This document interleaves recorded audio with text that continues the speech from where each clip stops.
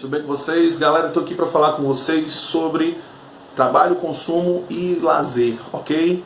Então, assim, esses três tópicos conceituais desse nosso novo conteúdo, não é? Eles interagem entre si, eles mostram para nós o desenvolvimento do homem, o desenvolvimento das relações sociais, das relações de consumo, das relações trabalhistas, a transformação das sociedades, né, das comunidades em cidades, em sociedades, em civilizações, não é? Mostra também esse capítulo vai mostrar muito também dos conflitos sociais existentes, não é? Das relações políticas, das relações econômicas entre certos povos, entre certas pessoas e grupos, enfim, nós vamos encontrar aí um campo riquíssimo de entendimento da nossa sociedade hoje, contemporaneamente falando, ok?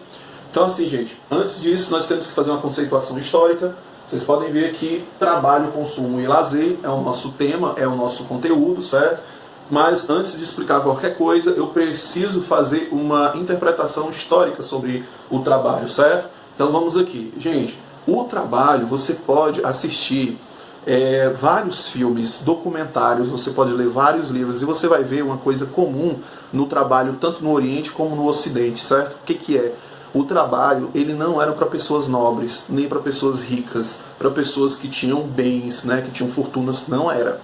Quem trabalhava era sempre as pessoas mais humildes. Se você assiste um filme mais complexo ou mais bobo da cultura oriental, por exemplo, você vai assistir ali Samurai X. Não, brincadeira. Não, você vai assistir O Último Samurai, né? Você vai ver que realmente existe o Senhor e existe o servo. Né? Você vê até quando o Senhor passa de cavalo, os servos baixam a cabeça e o Senhor vai passando. Né? Então você nota isso. Quando você vai assistir ou você vai ler a Bíblia, você vai observar ali o faraó, né? Que tem os poderes, as posses, né? Que é o próprio Deus vivo ali, né? E você vai ver os servos, os escravos, não é? Junto ali, trabalhando para estruturar aquela sociedade, para dar sustentação àquela sociedade. Quando nós vamos entrar aqui no período grego, no período clássico da Grécia, você vai ver que o trabalho, só trabalha quem não tem recursos, entendeu? Então o que acontece?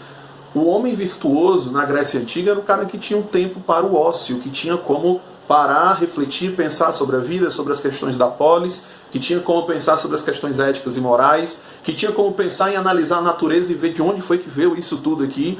A pessoa que não tinha esse tempo, que não teria como parar um tempinho e refletir sobre a vida, era a pessoa que estava trabalhando, cara. Ou seja, a pessoa que não tinha condições de se manter só com aquilo que tinha, não é? Tinha que trabalhar para receber alguma coisa, para sobreviver.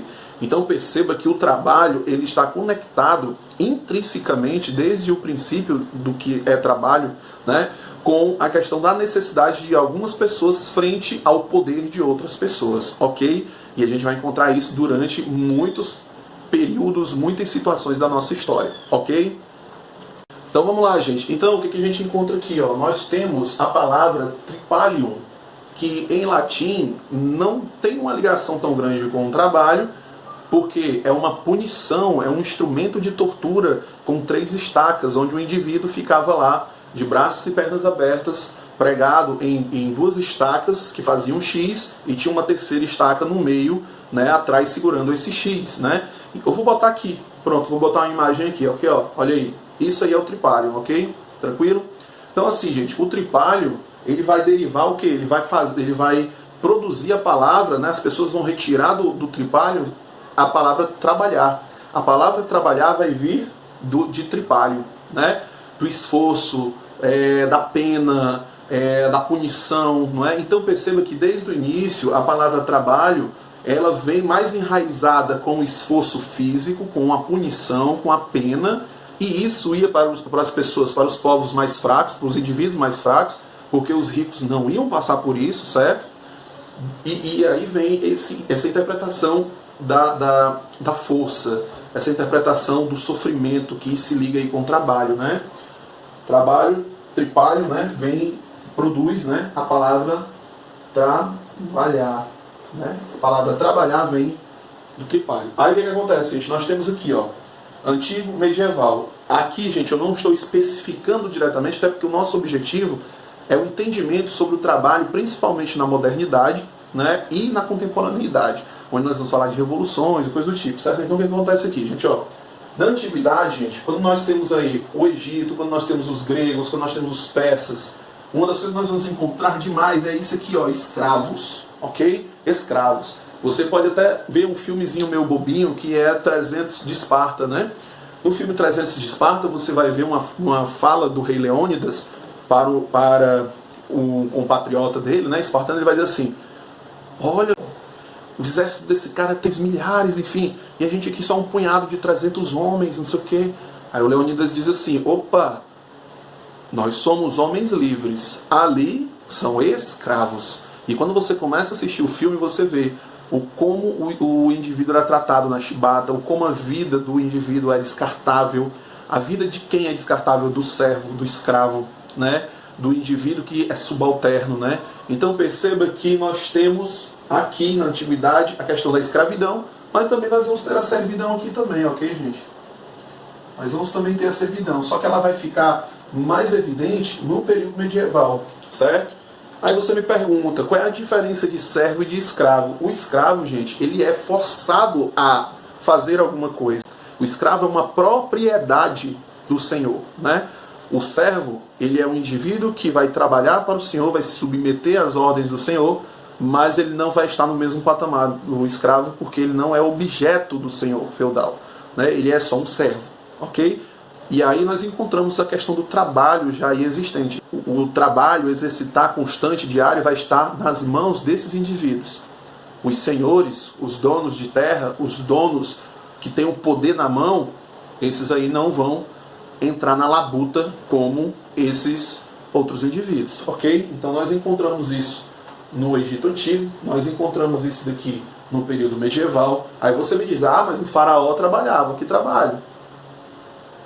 Veja aí a Bíblia, quando os escravos, né, quando os judeus saem, veja aí o desespero do faraó. Ali não é só porque ele foi vencido pelo irmão adotivo, não. Ali é porque ele viu que a força do Egito, que eram seus escravos, ela foi embora, né? Então perceba que bateu o desespero, legal. Outra coisa, Xerxes, quando invade a Grécia, né, quando vai invadindo ali, se defronta ali com o rei Leônidas, ele quer mais terras, quer mais poder, mas ele quer mais escravos, porque quanto mais escravos e poder, mais luxo, mais uma vida de rei, de Deus ele vai ter, entendeu? Então, perceba que o trabalho é uma moeda muito forte até hoje, perceba aí, né?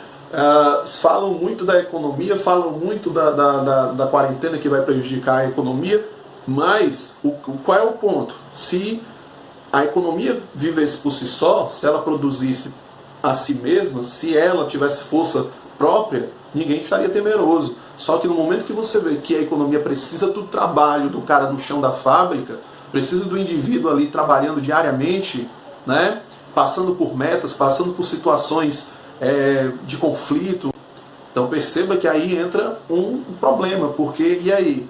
O que vale mais? A saúde dos indivíduos ou a economia? Se fosse no período antigo e medieval, lasque-se e pandemia. Exploda a pandemia, vamos trabalhar e não estou nem aí. Entendeu? E perceba, você encontra certas pessoas ainda com essa mentalidade antiga e mentalidade medieval em relação ao trabalhador. Pessoas essas que não vão para a rua trabalhar. Pessoas essas que se beneficiam do trabalho de terceiros. Você está me entendendo? Vou botar aqui um trechozinho de um vídeo aqui de uma pessoa falando sobre as pessoas que estão de quarentena, né? Parece até uma relação meio que judeu, nazismo, né? Antigamente quando tinha que botar uma estrelinha de Davi no peito. Veja aí, veja aí. As pessoas que não querem sair do confinamento, as pessoas que não querem trabalhar, que não querem fazer a economia girar, porque o mais importante é a vida, marquem ou com um laço vermelho a porta, ou quando for sair, coloca uma fita, por qualquer motivo, mexe alguma coisa vermelha. Daí nós vamos identificar você como pessoa que não quer fazer parte desse grupo que quer trabalhar. Então você não vai ser assistido em momento algum. Você não vai ter médico, você não vai ter farmácia, supermercado, o porteiro também não vai poder lhe atender por conta da marca da sua porta. Você vai ficar em isolamento total, até que passe esse grande vírus. Assim, toda a alimentação produzida vai para as pessoas que estão contribuindo, né? E não para as pessoas que não querem contribuir. Beleza, gente? Então, o que acontece? Vocês viram aí o vídeo dessa criatura, você pode perceber que a mentalidade dela é tipo essa daqui, cara. Eu tô pouco me lixando, você vai adoecer, você tem que produzir. Isso é um sacrifício pelo país. mas ela não vai se sacrificar pelo país, entendeu? Então perceba aí a coisa, como é que é, né? Então assim, gente, ó, aí esse período aqui, o indivíduo, no caso medieval aqui, ele vai ser visto como uma criatura, né? O servo vai ser visto, o homem de uma forma geral, mas principalmente o servo, vai ser visto como uma criatura, certo? E o trabalho engrandece. Pelo trabalho o homem vai ser glorificado, né? Então, veja que aqui a junção Igreja Católica, senhores feudais e tudo, e a própria Igreja Católica sendo um senhor feudal, vai contribuir muito para o estado de servidão. Quando o servo pensava em se rebelar ou se sair daquela situação, no domingo, né? O padre, quando ia fazer a homilia ali, ia fazer a missa, ele comentava algo sobre tipo inferno, punição, desobediência. Aí o cara ficava com medo, né? Os servos ficavam com medo. Não vou mais me rebelar não, porque Deus não gosta, vou ser punido, enfim, né? Aqui na questão da escravidão, no Egito, tipo, o escravo era um sujeito abaixo. Não era igual a você. Era alguém que ficava ali em outro patamar, entendeu? Um filme que você pode assistir que fala sobre a escravidão e os servos romanos, né? Não é um filme, é uma série, né? Um seriado. Você vai ver, cara, como os escravos eram tratados, cara. Você vai ver como encontra lá a diferença de tratamento de servos e de escravos. Você vê como um escravo pode se tornar um gladiador ou um instrumento sexual do senhor, do dono ali, né, dele. E o servo, que estava no mesmo ambiente, não era tratado desse jeito, era um outro tratamento. Eles tinham essa diferenciação. Tanto que tem uma cena desse seriado que um cara está devendo dinheiro, né, um romano está devendo dinheiro, ele vai para o Ludus, que era o local onde se colocavam os gladiadores, né? E ele vai passar por toda coisa que um gladiador vai passar. Mesmo ele não tendo sido dominado militarmente, né? Um povo que foi dominado pelo outro, e aí os seus sobreviventes vão virar escravos mesmo, ele não tem passado por isso, só caso de dívida. E a mulher dele? A mulher dele vai trabalhar dentro do Ludus. A mulher dele trabalha como serva naquele Ludus, né? Então existe ali um trato, vamos dizer assim, que não acontece de ter um toque nela diferente como é feito com os escravos. A gente encontra isso, certo? Então, gente, você pode ver que aqui nós vamos ter uma interpretação meio que de objeto, meio de estado superior ao inferior em relação a servos e senhores, escravos e senhores, né? E nós vamos ter aqui, ó, no período moderno, uma mudança, certo? Principalmente por causa disso aqui, ó, que se chama iluminismo. Ali no século, gente, 16 e 17, nós vamos ter um impulso das ciências, um impulso da educação, um impulso da busca de entendimento, né, sobre o homem, o papel do homem na sociedade. Nós vamos ter aí um direcionamento em que o homem vai ser colocado no centro de todas as coisas. E quando o homem ele é colocado no centro de todas as coisas, esse homem começa a desenvolver necessidades de conhecimento e de estabilidade social também. Por isso que aí, com a coisa chamada Revolução Francesa, aqui, ó, 1789, nós vamos ter aí uma busca pela autonomia do homem, nós vamos ter aí a Declaração dos Direitos Universais, né, do homem, nós vamos ter a luta, o desenvolvimento, nós vamos ter as defesas aí pelo trabalho, né, desse homem, que o homem vai ter o direito natural de trabalhar, o direito natural à liberdade, o direito natural a ter uma família, a expressão, não é? Então perceba que ali a partir do século XVIII, aqui em 1789, Revolução Francesa, nós vamos ter esse novo olhar sobre o homem. O homem vai sair do campo, aqui no período medieval, né? O homem vai ter essa transição dentro aí, termina ali no século XV, aí temos o 16 e 17, aí do 16 e 17 nós vamos ter essa transição do homem saindo aí do campo e indo para as cidades. Né? Quando o homem sai do campo e vai para as cidades, nós começamos a ver aí uma transição desse homem, uma mudança de mentalidade na questão de servidão, na questão de operário. Aqui, gente, ó, quando nós vamos falar de século, aqui é século XVIII, ok? Quando nós vamos falar aqui do século XVIII e do século XIX, nós vamos ver aí uma mudança de mentalidade, certo? O homem, ele vai estar adentrando a uma nova forma de pensar sobre a economia, sobre a postura dele no trabalho. Isso quer dizer que agora ele vai ter um trabalho mil maravilhas? Não, não. Ele vai ter uma nova forma de exploração, ok? E essa nova forma de exploração vai vir toda embasada no liberalismo econômico, vai vir toda embasada nos direitos naturais do homem. É por isso que alguns pensadores que nós vamos ver também aqui, como Marx, Nietzsche, vão fazer críticas pesadas à modernidade, porque a modernidade vai se basear nesse iluminismo, que se baseia em uma razão, né? Em Nietzsche, Marx, depois a escola de Frankfurt vai dizer o que? A razão instrumental, né? Ou seja, aquela razão condicionada ao sistema, a um grupo que comanda esse sistema, né? Onde o indivíduo, devido à ideologia, devido às formas de mentalidade em prol desse sistema, vai ser explorado e ele não vai nem sentir. Então, gente, nós vamos ter o que aqui, ó? O trabalhador que era escravo vai se deixando isso de lado, nós vamos entrando aqui no servo ali, usando a enxada, os materiais do campo, né? Vai deixando de lado também. E agora esse trabalhador aqui se torna uma engrenagem, né, do sistema. Aquele filme belíssimo do Charlie Chaplin, né? Tempos Modernos, vai falar justamente sobre isso aqui. E naquele filme a gente ri, acha engraçado algumas coisas, mas coisas que nós achamos engraçado ali naquele filme, hoje são consideradas, sabe por quê?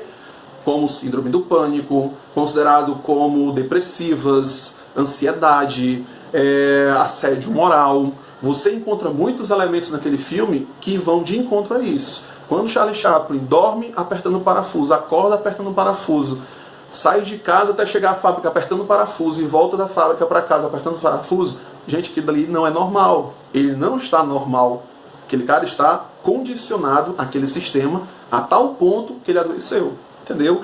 Então, nós precisamos entender, gente, ó, que a partir da Revolução Industrial, não é, 1780, houve uma nova dinâmica trabalhista, houve uma nova dinâmica científico-tecnológica, houve uma nova dinâmica competitiva de mercado, aquilo que o Adam Smith vai falar sobre a mão invisível, né? A mão que controla e determina as relações de produção, as relações de troca, as relações de consumo da sociedade, né? Enfim, gente, o que eu fiz aqui foi uma introdução, ok? Para a gente poder entender aí o nosso conteúdo. Agora, no próximo vídeo, eu vou falar mais a fundo somente ali das coisas que nós temos no nosso livro, ok?